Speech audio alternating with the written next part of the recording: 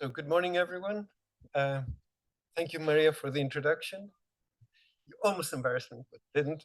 Uh, and yeah, I'm very honored to be here. I'm very happy. I think I've mentioned it to a few people that Syros has a special place in my heart. I did the basic training for my military service here, had a couple of nice holidays here, so glad to be back. But I'm especially happy to meet you guys, the Greek Kai community. Um, so I've been sort of following some of you. I think I was also in 2003 in the Hellenic HCI that Nikos organized in Patras. So I've been watching what is happening here and seeing the community. I think 2001. Okay, sorry. Okay, so as you see, I'm old. You said so. Now forget. Yeah. So yeah, it's nice to see people. There's another connection with Syros. So the first Greek person I met who was working on HCI was Professor Derzentas. He was then having a collaboration with my supervisor in London, 91, and he's the one who founded this department, so several connections. So I'll talk over a few of my projects that actually will go back in time since we are doing this a lot today. And of course, I'm proud of every one of the projects that I will present, and I'll try to highlight the nice things about them. But I'm especially going to try to highlight the things we didn't do so well. So I hope this gives you some food for thought and some ideas for how future research for HCI methodology can proceed. So the first project I'll talk about was the one that I did right after going back to Greece and was in the position that many of you have been in as academics, and some PhD students will soon find yourselves in, getting your first job, your assistant professor job, and suddenly, okay, this was your dream job. Now you can make a research program. There was no funding, so you can choose what you want to do, but you know. And I decided to work on effective communication. How do you get in touch with people that are really dear to you? And the dominant paradigm of the time was that of social presence, trying to emulate in media the feeling of being in the same room with someone else. And we have seen now in Corona times that this is very useful. We see today how useful it can be, but also for the effective, the emotional connection with people you want. That's not really what you want. And we saw that also in Corona times, having a beer with your friend, that wasn't so rewarding. But other things, lightweight communications, we felt this feeling of being connected to someone could be done differently. So we did our ethnography, and I won't describe all the study that we did, but mainly we came to these ideas that we wanted to go for more lightweight communication, a lower threshold, so that at the time people were feeling like a barrier. Shall I call someone and say how you're doing? And especially men, my age and above, or maybe a bit younger too, needed a practical pretext to call someone a job. And when we have something practical to talk about, then we can also ask how you're doing and get connected again. So we wanted to get over this barrier of communication with something more lightweight, and we wanted the personal effort of communication to be valued. And when I say personal effort, think of a postcard. You buy the postcard, you buy a stamp, you go to the post office. That's all procedural. What you write in the postcard, the choice of the image to be addressing the person personally, that is valued personal communication. So we were looking for that kind of thing. And this image, that's on the next slide, shows you a bit the kind of concept we came up with at the time. It will look very familiar to you, but at the time there was nothing like it. So we were very proud of that we found this way of interacting. I should say this was now the time of 2G phones. And while we were prototyping this, GPRS was released, which was a way to be always connected to the internet without having to dial up. So you could run a different sort of application on your phone than you had at that time. So the scenario that you see here, someone goes through the day, they capture moments that they want to capture, they post them to their connected people, and then, okay, our phone was too small to display all the images, but we had a larger device at home, and you could go through that timeline. So connect back to other people in your network, you see them on the side. Okay, it's not the most optimal use of the space, but it was beautiful, the spiral and so on. So you can see we went for the idea of very small text messages, the timeline, these short connections. That's commonplace now. Yeah. Some things that are not so common to what we do now with WhatsApp and so on are viewing on the device at home. And this idea of using the phone as a springboard to this application as a springboard to other media. So we were very nervous about replacing other media, replacing that phone. which I think has happened and is not so terrible, but at the time we were worried.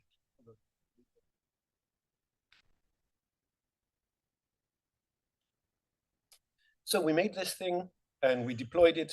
And then comes the issue of how does it work? And what will happen when we deploy it? So, and, oh, this was a bit, some pictures that people started sending each other, things we observed first. We started this dialogue with pictures that I do now also with my kids and so on, but we didn't expect that. Oh, these are my new shoes. Here's back my old shoes. This is my beer glass is empty. Here's some beer that I bought. They would make drawings and send to each other. They would make self-portraits and send to each other. We had not seen this before. And but a bit about the methodology we used. We said, okay, it's going to take 2 days to wear out the novelty effect. I don't know why we said that. 2 days. And then it's going to be 1 week trial. Basically, we didn't have so much money. We didn't have so much time. And we had to, but we said, okay, it's also a small, easy thing. Then we did, we had also tried to define what is now understood as the concept of connectedness. We were trying to define what is the feeling that you want to capture. And we had said, okay, it's not social presence. It is some affective benefits. And we made this questionnaire to capture that. That was called the Affective Benefits and Costs of Communication Questionnaire. And the affective benefits were things like being involved in each other's life, knowing what they're up to, that they care for you, being part of a group, and so on. And costs where I feel my privacy invaded, I feel the obligation to call back when I don't want to, it takes too much effort, and so on. So despite the small sample, Nikos, we did quantitative thing. This is what you would call now design science. We had a quantitative target tied to our design hypothesis. And we measured it, and the effective benefits were higher. With just 15 people, I should say. I think it was 15, but definitely not more than 20. And the costs did not rise, so it was good. And yeah, so you could say we did it. But then we started looking also at the qualitative things. And we got some sort of feedback that confirmed what we were aiming for. Well, they said it would replace the phone. We didn't really like that, but okay. But you're thinking about them. Others say, well, I'll use the phone more often because I will see nice things on this timeline and I will call to talk about them. That's what we were hoping to see. We know it doesn't happen so much in real life. And then they said, okay, it's a shallow way of communication, but gives you a lasting sense of what the others are doing. And what we didn't expect at all, they said you feel the urge for immediate reaction. So, and this is where, okay, you see, you got it really right. I mean, you were really looking ahead in the future. And that's what design research tries to do. You try to create something that doesn't exist yet and see what will happen. And there I agree. I joked a bit about Nikos, but I agree with the point. What is more useful there is not the numbers that say, yeah, tick the box, but to discover what the patterns are of interaction with this new medium that you don't understand yet. And at the same time, we didn't trust the data so much. So I was looking at it and I was saying, well, no one is going to do this kind of stuff. And to be honest, I don't do it today. I'm a very bad social media user. I feel a huge barrier for posting anything good or bad about myself. I don't want to boast. I don't want others to feel sorry for me. So I put very little out there. With my kids, I kind of do it because otherwise they would not talk to me.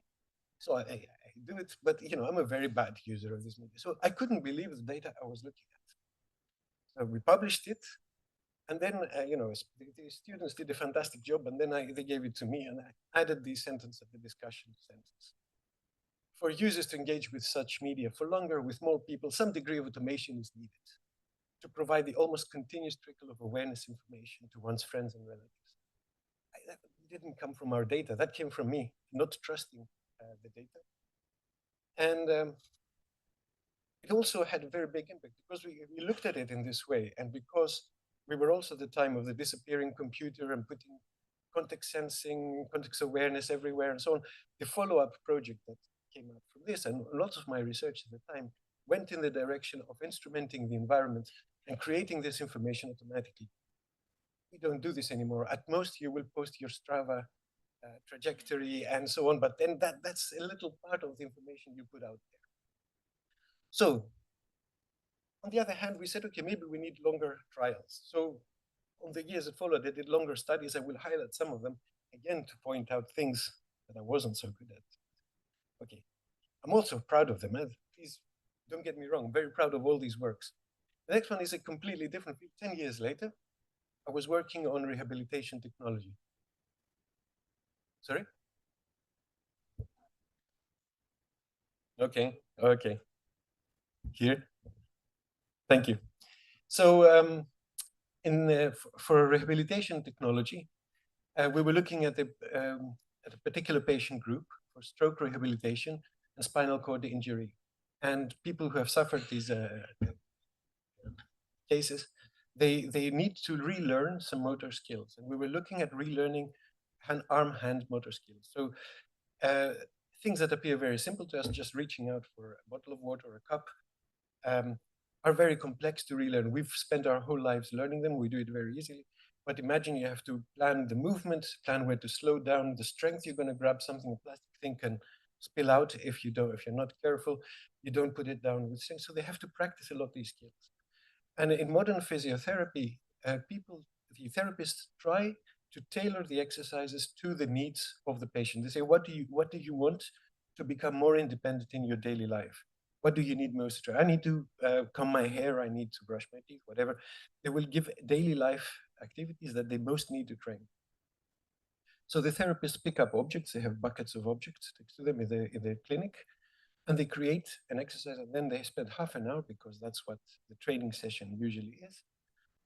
And they do this exercise many times under supervision of one person, which is a very expensive model. The patients don't get enough of it.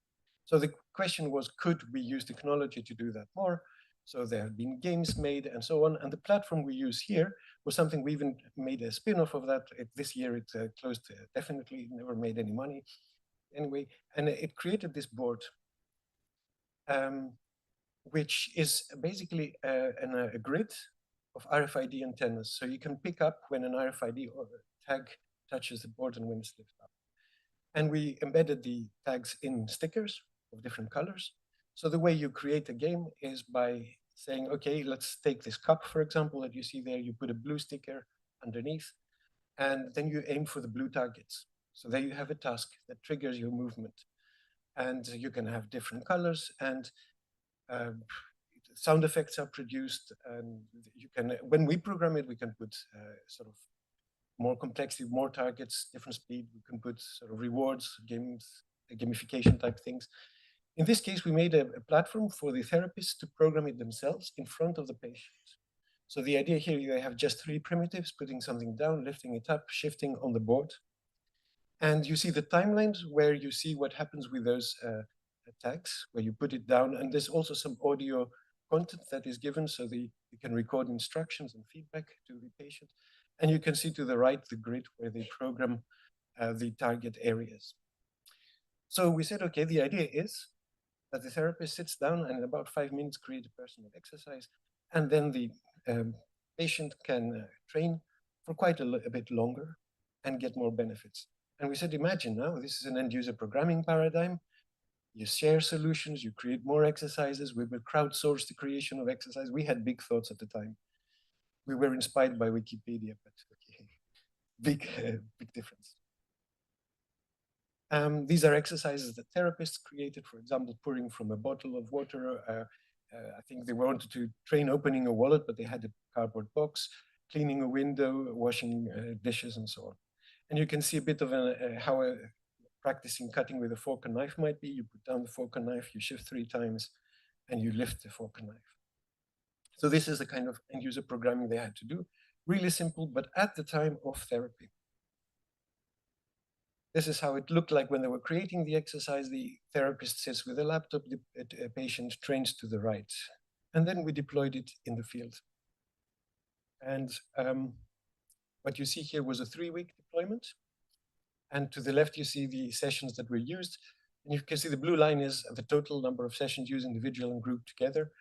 A group meaning several patients training at the same time. And you can see it's a decent number of, these are half-hour slots within a period of 3 weeks, not too many for 4 therapists. We reached 35, okay, but then of course it's a cumulative score. So, and then of course it will go up, but the slope is gentle upwards. We write a paper the readers can imagine this is going to continue and it's going to be happening. And you see to the right the exercises that were created, the number of exercises created over this time. So we published the paper, we were very happy, and then we continued with more field studies. We said, okay, now we need to replicate. And we went for another 3 clinics, and the duration was 6 weeks and 10 weeks, things like that. 20 people got involved, and we didn't get back those curves. We got steady line of some activities, and in total, there were less exercises created than in this first 3 weeks. So maybe we shouldn't trust our data. I don't know. What was it? Was it a novelty effect? It didn't seem to start and then drop out. It wasn't definitely not the first 2 days. Was it a reactivity, like the fact that they knew they were being studied? Well, it could have been, but that would have applied equally to all the clinics. Of course, you could need even more replication. Could it be that they were responding to, I call it social desirability, it's also called demand effect. You know what the experimenter expects from you, and you tune to that and you act, you do that. That's very likely because in the first exercise, they knew the guy, he had also done the ethnography with them, and he was quite liked by the clinic. The second time, it wasn't that they didn't like him, they knew him much less. He was a different person, and he was visiting much less intensively the clinic. So I guess the interaction with the researcher was different. We can't always be there, though.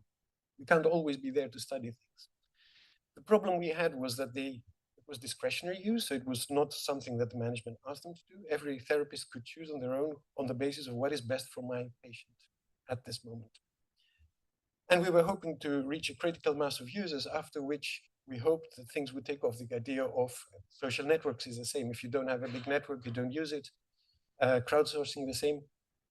It didn't happen. And the reasons were also business concerns, ethical ones.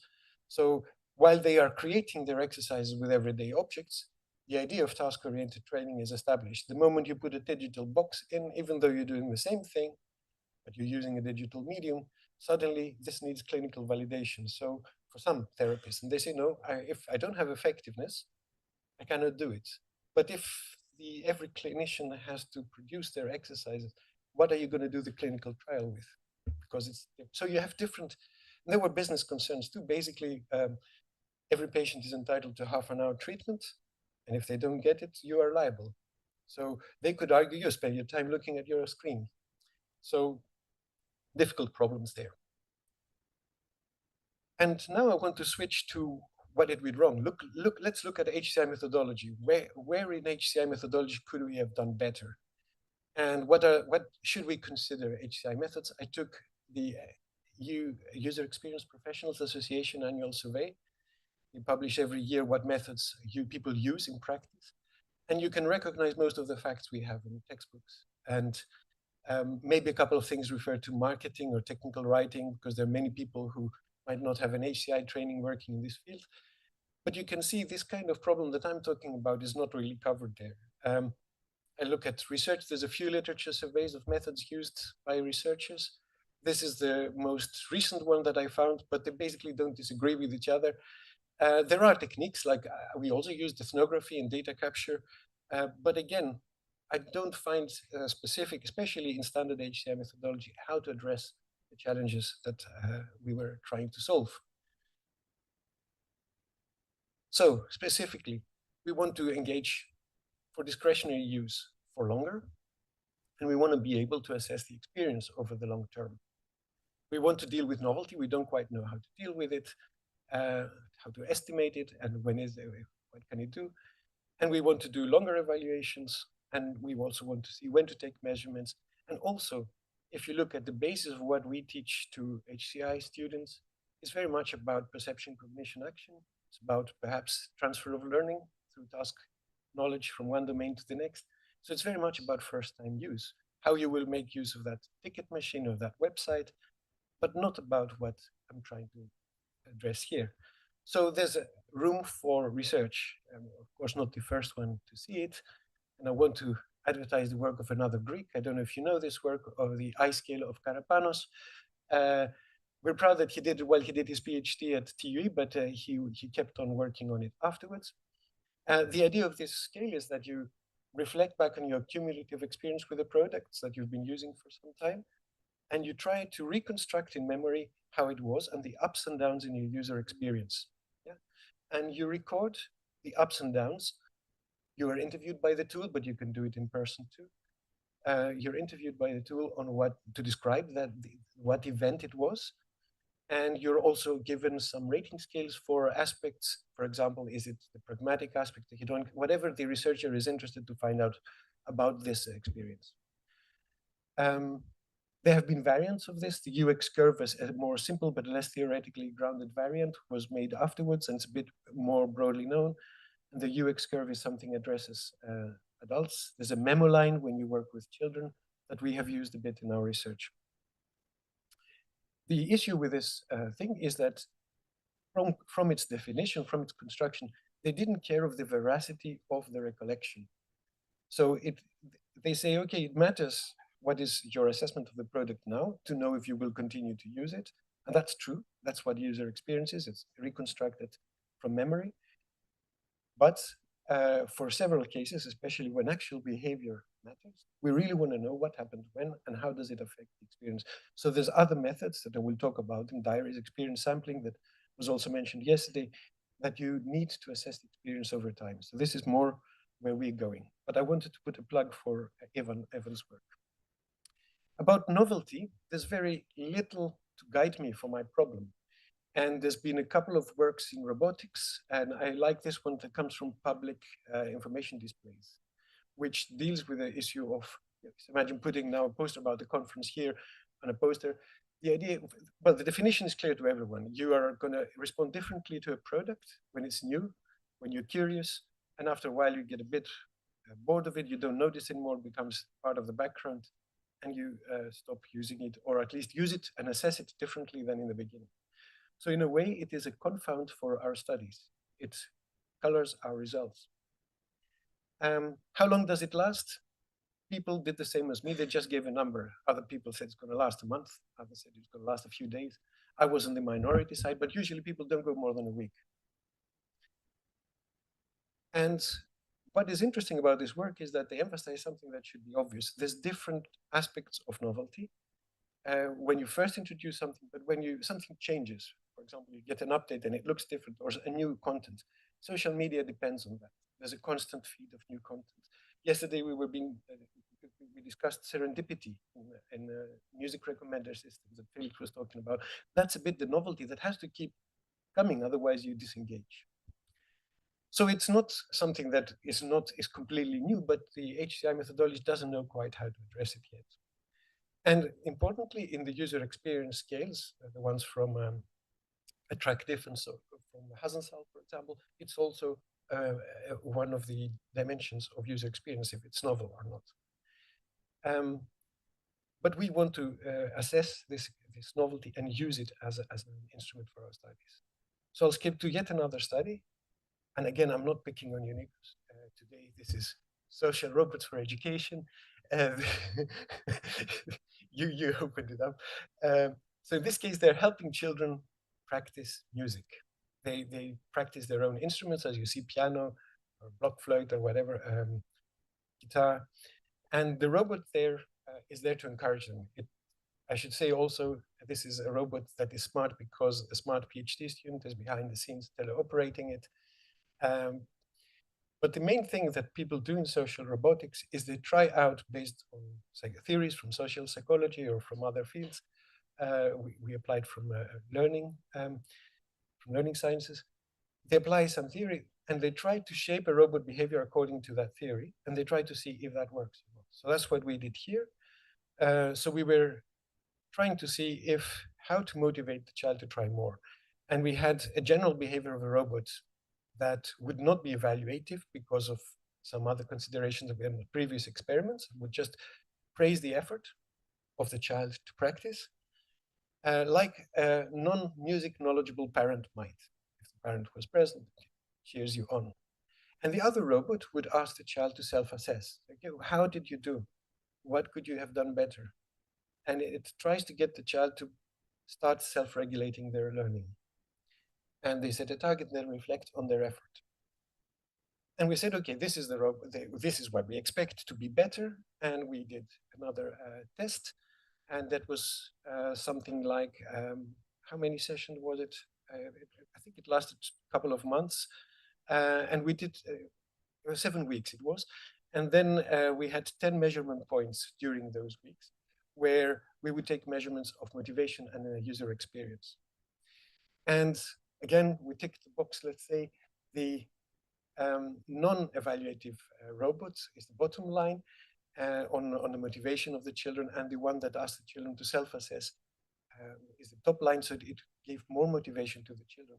It was even appreciated more for the hedonic, for the how much pleasure they had by interacting with it, and for the pragmatic quality of the interaction. So this seems to confirm our hypothesis. But what is interesting here is how did we keep the children engaged?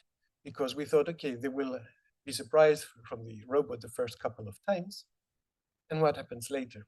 So we did something the social robotics researchers have done before. They tried to introduce new social elements. What's your favorite YouTube? Tell a joke. Not the same every time. A bit like I said before, change the content every time to keep the children with a fresh experience. The question here is, from a strictly experimental view, are you not confounding your experience by changing what the robot does? Clearly, from a strictly principle perspective, it would be so. On the other hand, the children might get bored of the robot and disengage. But we also believe it doesn't affect the difference between the two robots. It was the same for the two robots. Sorry, more water.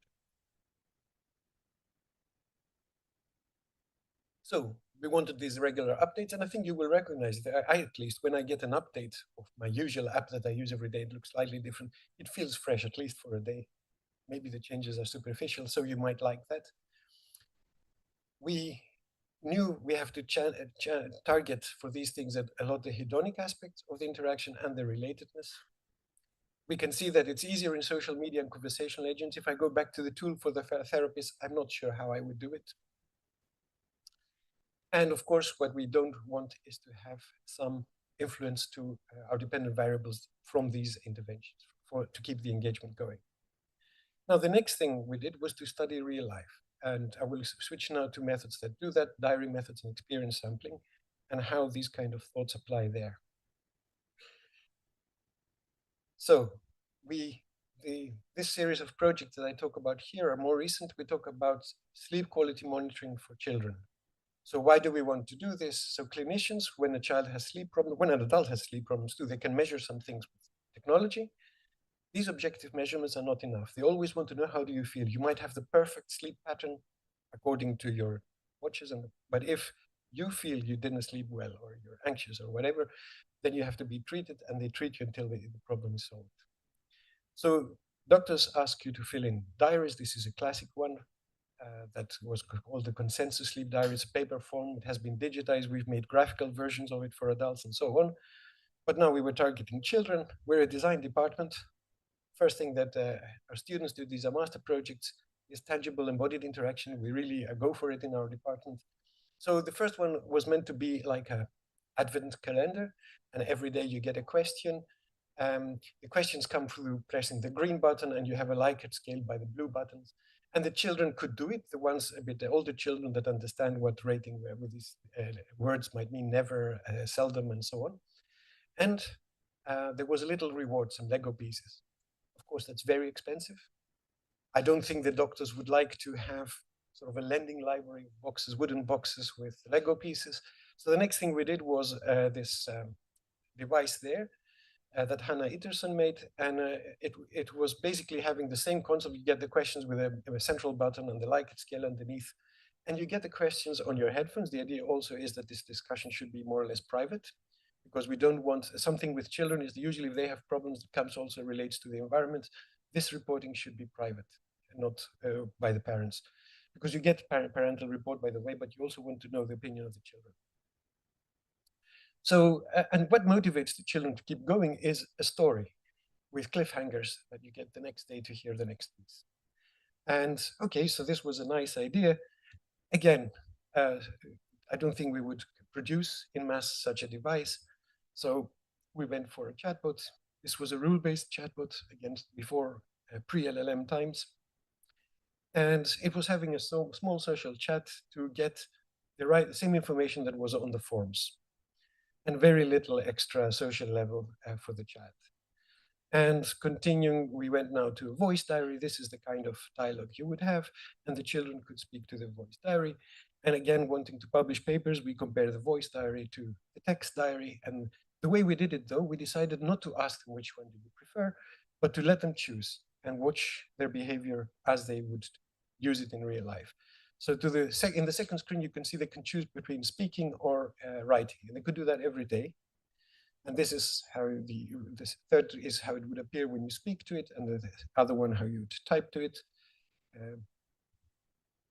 And this was a shorter study, 5 days. I won't go through all the details, but basically we were observing their behavior every day, and we had some parameters we wanted to watch.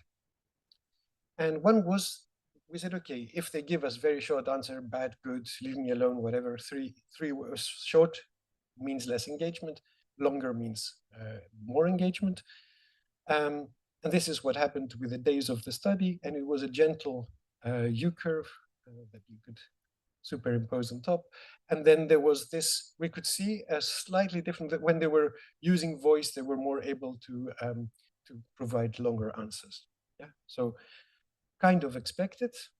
And then we also defined a metric for response quality, because it can write nonsense and write long nonsense, but we want to have the quality of the answer. And for that, we had automatically calculated information units.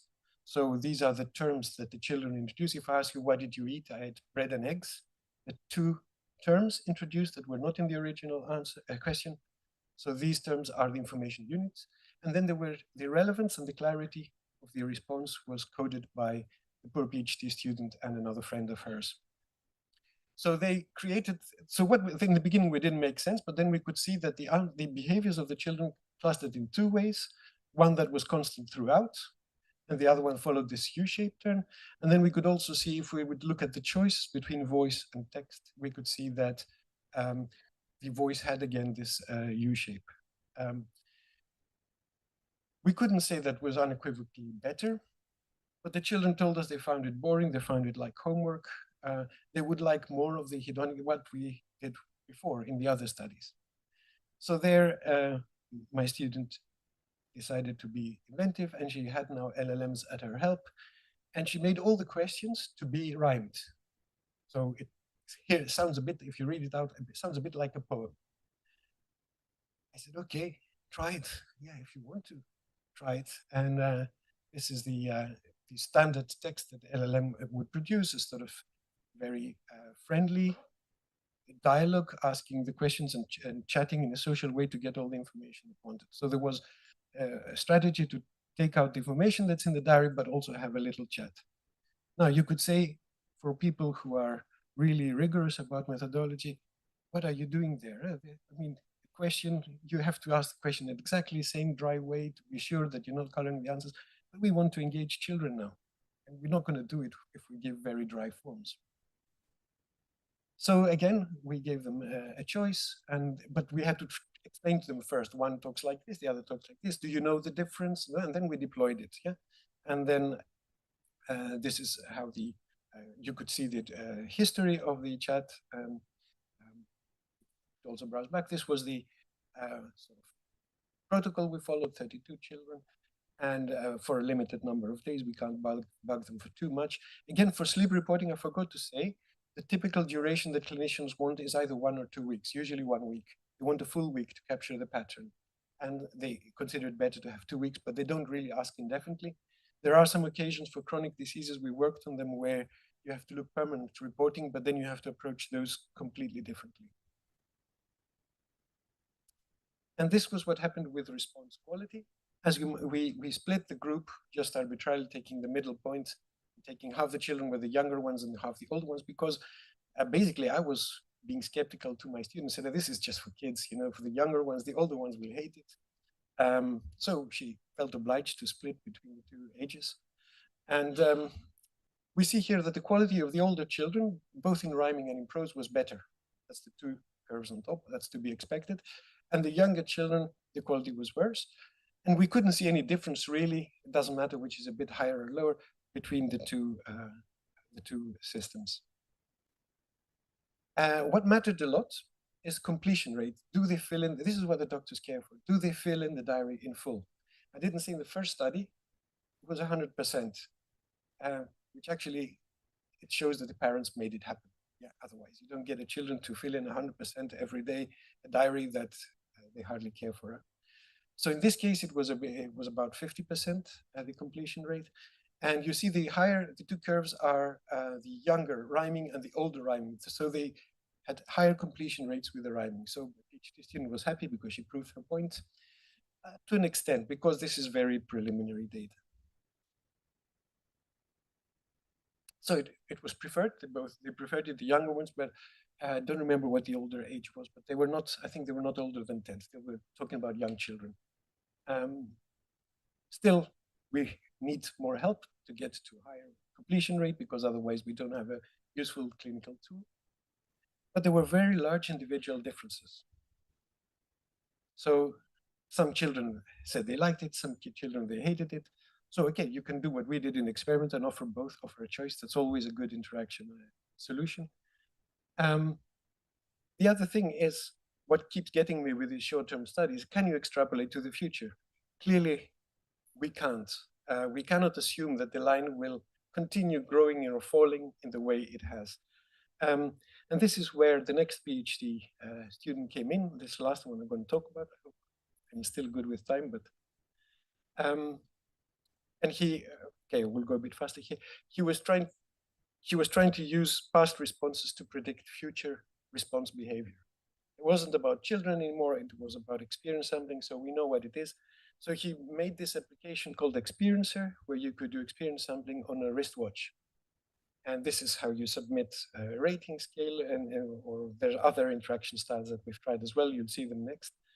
But this is how it goes for when you get this beep notification on your watch, then you start the dialogue, you get asked a question, you have to choose between a list, how do you feel, the intensity. This is a typical sort of emotion or tracking through the day that also was associated with the first classic studies on experience sampling.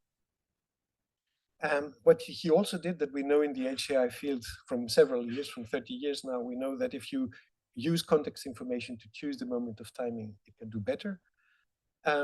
So he used context sensitive. He tried to track the activity in this case, but you can enrich the context information with more. And then he had a dashboard to see how it's going, and he stored all information safely. And now he used, based on previous response behavior, he tried to predict what is the general response behavior. For example, if you send someone a beep in the 2 o'clock in the night, they will not respond. They're more likely to respond at 10 o'clock in the morning, but maybe not at 7 because they're busy getting up and they're getting ready for. Yeah, exactly. So he had this general model, which I'll show some elements of next in the next slide.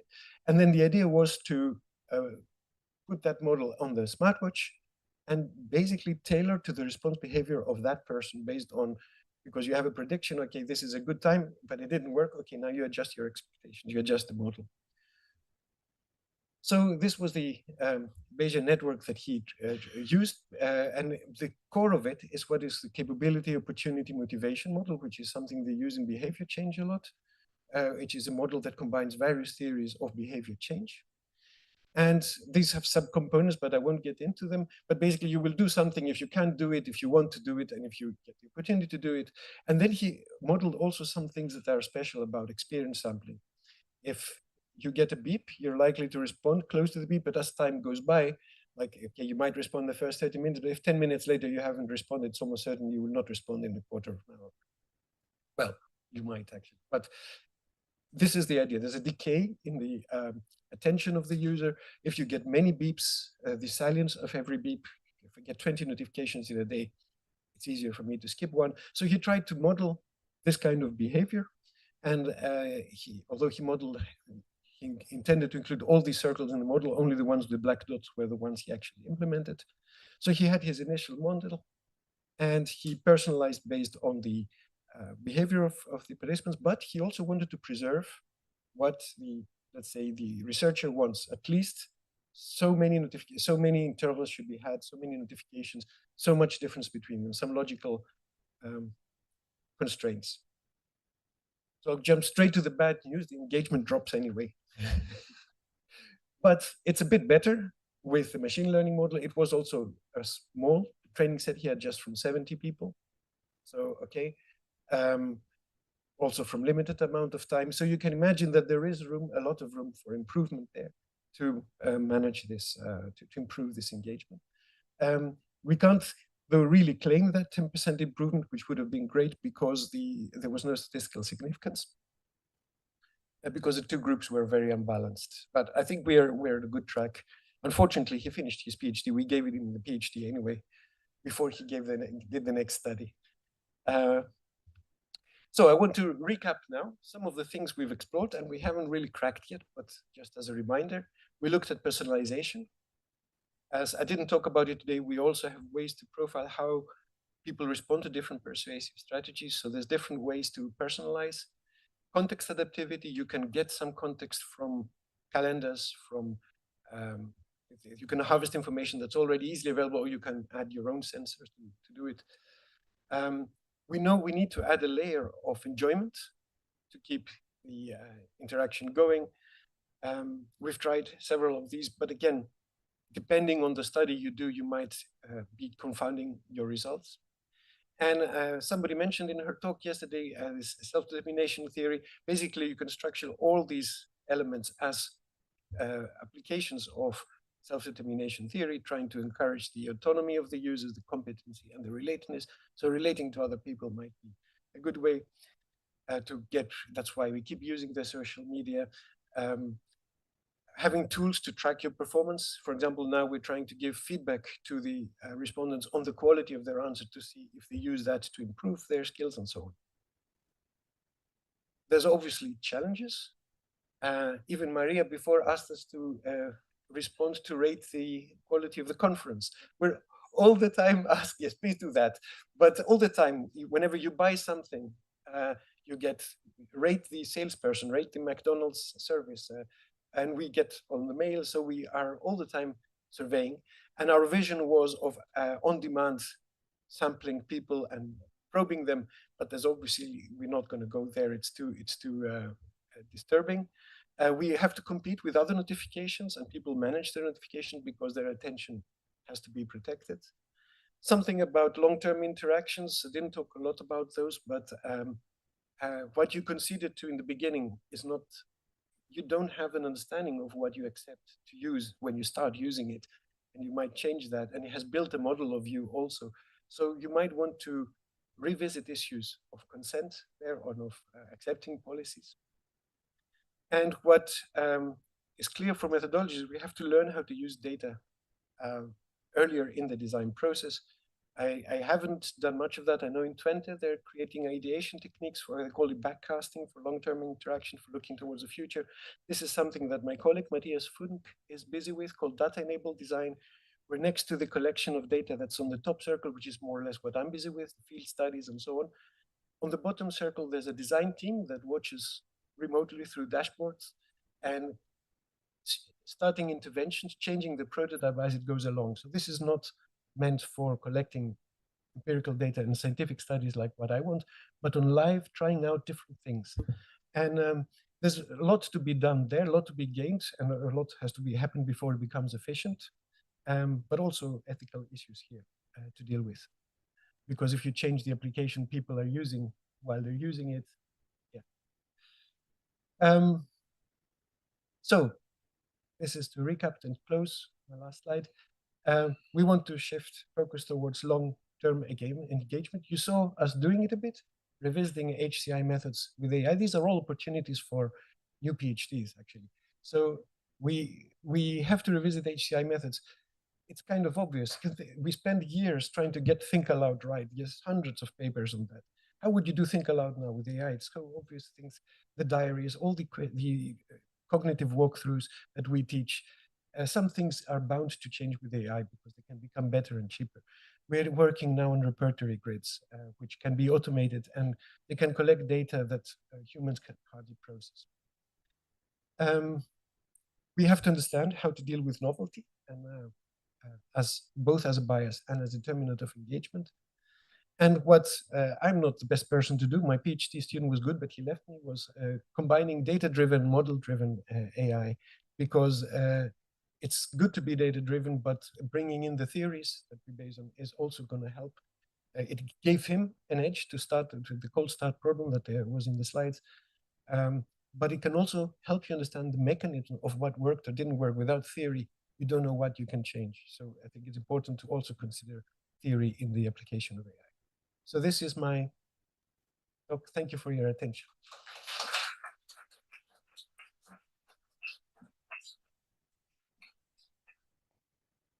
Thank you, Panos. It just sounds like a never-ending struggle to tackle the novelty effect or to leverage it so you can achieve this prolonged engagement.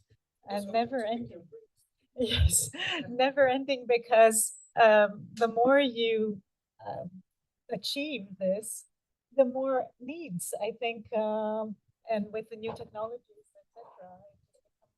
Or I don't know, it just feels to me that it's not very easily, very challenging. So, questions? Hello, everyone. Before you make any question, I'm here to remind you the direction keeps the direction of your mouth. It's not like that. It's like that. Thank you very much. And with that, I'm going to hijack the first question. Sorry about that. You know, the perks. So thank you very much for your presentation. Follow up with your research, and I find it very interesting. You're finding new ways to create evaluation experiments and procedures and methodologies. And my question for you is like this, just a comment, basically, not more. Many of your evaluations were self-report based. There were wearables in the end, some of them. And I know that there are a huge headache involving children, younger ages with wearable technologies and physiological data. However, potentially there's another advantage with more automated ways. Would you like to comment on that, which you prefer and why? And the second part is how your evaluation procedure experiment is changing when you use both. I know it's changing, but how do you believe that we can have a better methodologies, practices, experiments, procedures when we select one or the other? You mean one or the other, meaning? Okay. So it depends what you're trying to assess. So, for example, some of the studies that we were most interested with was snacking behavior, but because it was difficult to capture automatically, we used self-report, and then we showed an improvement, but nobody believed us because people might snack and not tell you. When it's for experiential topics, there's no other way. You can get correlates like arousal, and you can get some things that might help you structure your interview or your survey. For example, that's what we did with the clocks, the watches. Sorry. The idea would be, we didn't do it in the end, but we were thinking about it for classroom to relate the sampling to arousal. So for some of these topics, it doesn't work. I think for other things like we didn't do it ourselves. We worked with Michalis Giannakos from NTNU, and his team could collect camera images and also arousal and also EEG, I think they use. And they try from that to identify moments of confusion for the children. So it can help you spot events, but if you really want to know what the child was experiencing or the adult was experiencing, you have to ask. So I think you need both. And of course, one is more objective than the other. So I think yeah. I try to combine as much as I can. It depends also on the capabilities we have at the moment and the resources we have. But ideally, you need both. I'll give you this one. Let's try again. Now it works. Thanks so much for the really interesting talk. Very impressive overview of your work. And one thing that was particularly interesting for me, because we struggle with this a lot in our research, is your experiences with experience sampling. And if I understand it correctly, what you did is sort of develop an algorithm that learns when people are more responsive to ESM, which is brilliant because we have big problems with responsiveness, particularly over time. I was just thinking, is there any way, or do you see any way to combine this with randomness? Because usually what we want to do in ESM research is have a sort of a random overview of people's daily experiences. Do you think that both goals can sort of be combined? It was combined. It was combined. Okay. So it doesn't give you a single answer. It gives you a very stochastic process by which you can choose a moment in time, and it would only block it. Let's say if no opportune moment comes in this time interval, it would say, okay, now I need to ask anyway, and then you use that information if there's a response to train or not. But yes, there is a sort of randomness. So that's perfect. That has always been there. Can you please publish this as a tool? It is open source. It is open source, so I can send it to you. Yeah. So the thing is with these tools, we've published a few of them, but when the PhD student goes, there's no support, and after a while it dies. So this at the moment we plan to continue with it, but yeah, but I will definitely share.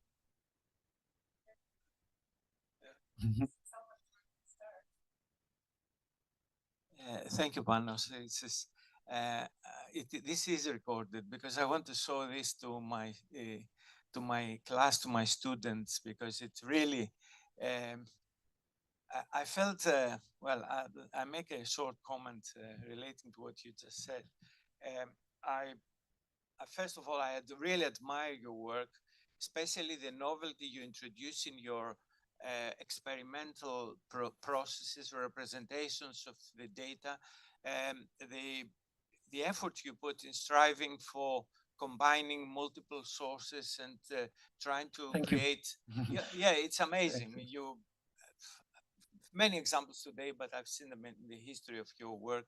Really combined wisdom of so many years of work. Really, the community thanks you for all this, and also very combined way of putting together this conflict we have about subjectivity, objectivity, etc.